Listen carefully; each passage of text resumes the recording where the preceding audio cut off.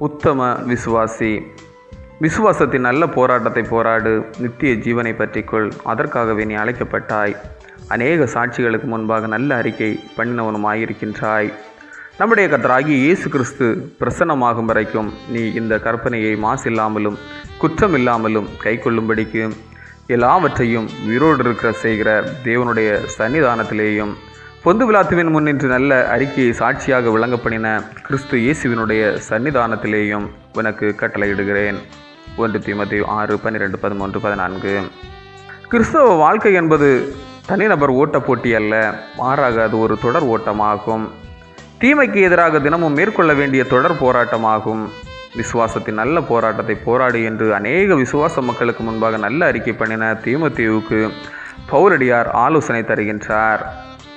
அப்போஸ்தலர் 16:1-2 தீமோத்தேயு அநேக விசுவாசிகளுக்கு முன்பாக நற்சாட்சி பெற்றவனாய் இருந்தாலும் நல்ல அறிக்கை பண்ணினவன் என்றாலும் பாவம் நிறைந்த உலகில் விசுவாச வாழ்விற்கான போராட்டத்தை போராடி நித்திய ஜீவனை பற்றி கொள்வதே உத்தம விசுவாசியின் சிறப்பு என்கிறார்.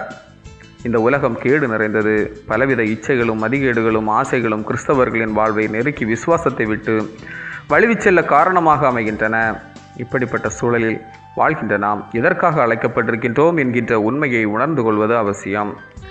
பாவ தூசுகளை துடைத்து மாற்றி கிறிஸ்துவின் நல்ல போர் சேவகர்களாய் விசுவாசத்தில் வேரூன்றி நித்திய வாழ்வினை பெற அழைக்கப்பட்டிருக்கின்றோம். எபேசியர் 6:16 விசுவாசம் என்னும் கேடகத்தை பிடித்து கொண்டவர்களாயும் நில்லுங்கள் என்று பவுலடியார் குறிப்பிடுகின்றார்.